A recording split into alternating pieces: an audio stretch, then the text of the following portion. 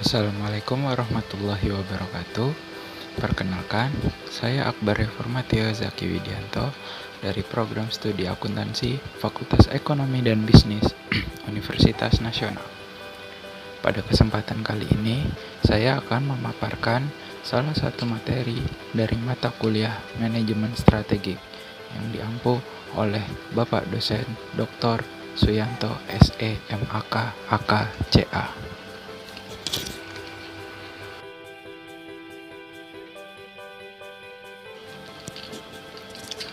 Pada video ini, saya akan membahas tentang chapter 12, yaitu mengelola inovasi dan membina kewirausahaan perusahaan. Apa itu inovasi? Inovasi menggunakan pengetahuan baru untuk mentransformasikan proses organisasi atau membuat produk dan layanan yang layak secara komersial. Beberapa hal mengenai inovasi terdiri atas teknologi terbaru, hasil eksperimen, wawasan kreatif, dan informasi kompetitif.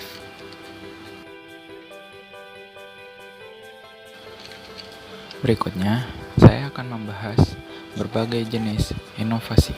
Terdapat 6 jenis inovasi, yaitu inovasi produk, inovasi proses, inovasi radikal, inovasi tambahan, inovasi berkelanjutan, dan inovasi yang mengganggu.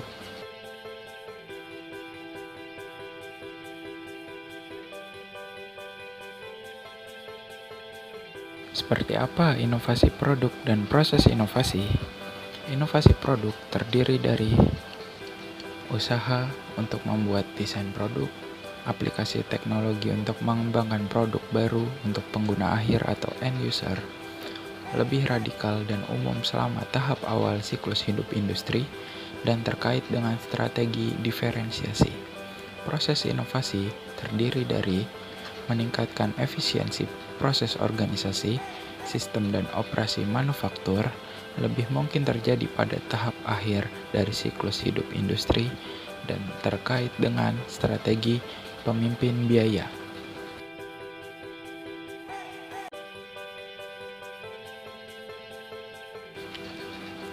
Berikutnya, inovasi radikal dan inovasi tambahan.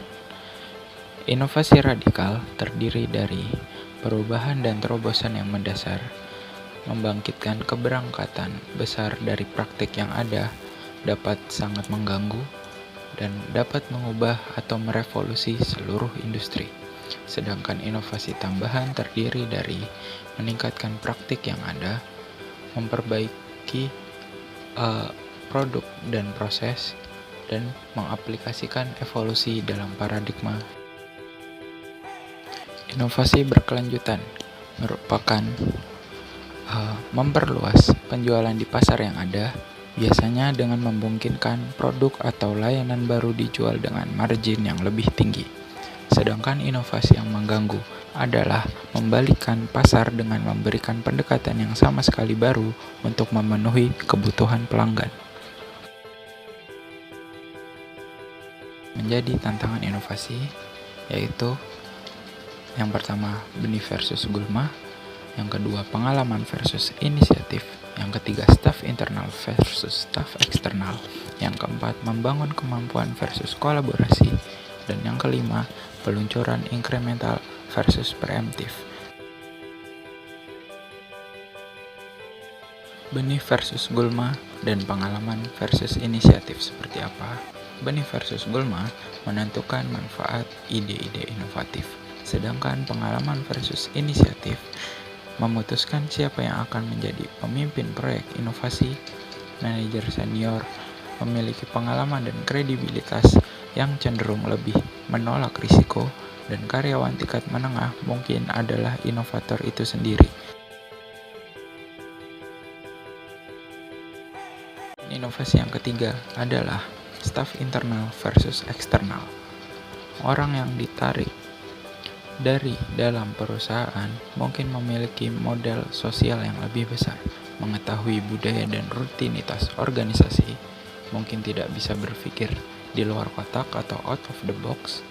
Orang yang ditarik dari luar perusahaan merekrut dan melatih mungkin mengalami kesulitan dalam membangun hubungan.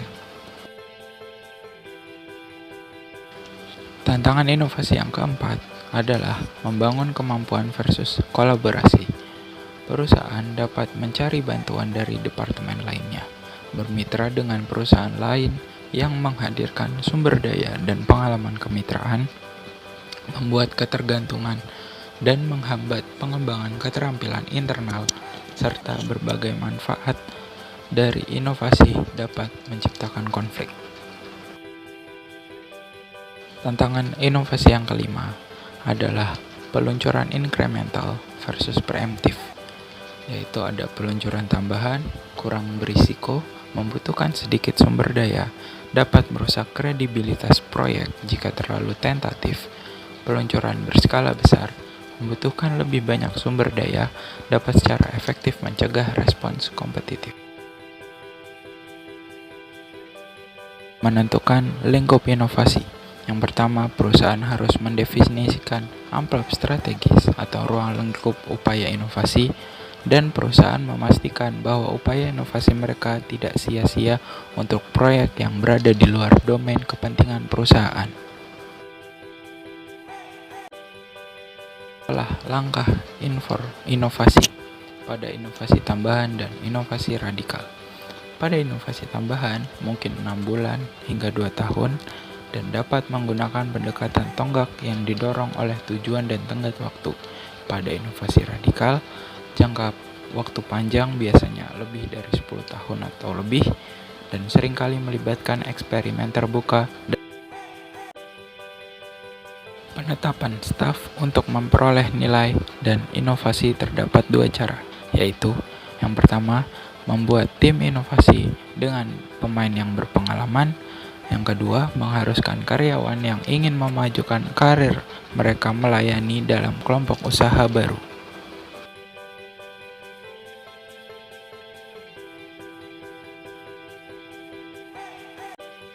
Kewirausahaan perusahaan menciptakan nilai baru untuk perusahaan melalui investasi yang menciptakan sumber keunggulan kompetitif baru dan pembaruan proporsi nilai. Faktor-faktor yang mempengaruhi usaha kewirausaha. Yang pertama, penggunaan tim dalam pengambilan keputusan strategis. Apakah perusahaan berorientasi pada produk atau layanan? Apakah upaya inovasinya ditujukan untuk perbaikan produk atau proses? Dan yang terakhir, sejauh mana teknologi tinggi atau teknologi rendah? Berikutnya adalah 2 pendekatan yang berfokus pada kewirausahaan perusahaan. Yang pertama, grup usaha baru. Grup usaha baru adalah sekelompok individu atau divisi dalam suatu perusahaan yang mengidentifikasi, mengevaluasi, dan mengolah peluang usaha. Terdiri dari beberapa fungsi, yaitu keterlibatan termasuk inovasi dan eksperimen, berkoordinasi dengan divisi perusahaan lainnya, mengidentifikasi calon mitra usaha, mengumpulkan sumber daya, dan meluncurkan usaha. Sedangkan yang kedua, inkubator bisnis adalah mendukung dan memelihara usaha wirausaha yang masih sampai mereka dapat berkembang dengan sendirinya sebagai bisnis yang berdiri sendiri. Terdiri dari beberapa fungsi, yaitu pendanaan, ruang fisik, layanan bisnis, monitoring, dan jaringan. 4 pendekatan tersebar untuk kewirausahaan perusahaan, yaitu yang pertama, dedikasi terhadap prinsip dan praktik kewirausahaan tersebar di seluruh perusahaan. Yang kedua, kemampuan untuk berubah adalah kemampuan inti. Yang ketiga, stakeholder dapat membawa ide-ide baru atau peluang usaha kepada siapapun di organisasi. Dan yang keempat, budaya wirausaha dan juara produk. Apa itu budaya kewirausahaan? Budaya kewirausahaan mencari peluang usaha menembus setiap bagian dari organisasi. Berikut 3 pertanyaan yang diajukan dalam mengukur keberhasilan kegiatan kewirausahaan perusahaan membandingkan tujuan strategis dan keuangan kewirausahaan perusahaan. Yang pertama, apakah produk atau layanan yang ditawarkan oleh Ventura diterima di pasar? Yang kedua, apakah kontribusi terhadap kompetensi internal dan pengalaman berharga perusahaan. Dan yang ketiga, apakah perusahaan mampu mempertahankan basis keunggulan kompetitifnya. Terakhir adalah analisis opsi nyata. Untuk setiap langkah investasi, investor memiliki opsi untuk A. Menginvestasikan dana tambahan untuk tumbuh atau mempercepat, B. Menunda, C. Mengecilkan skala, dan D. Meninggalkan kegiatan.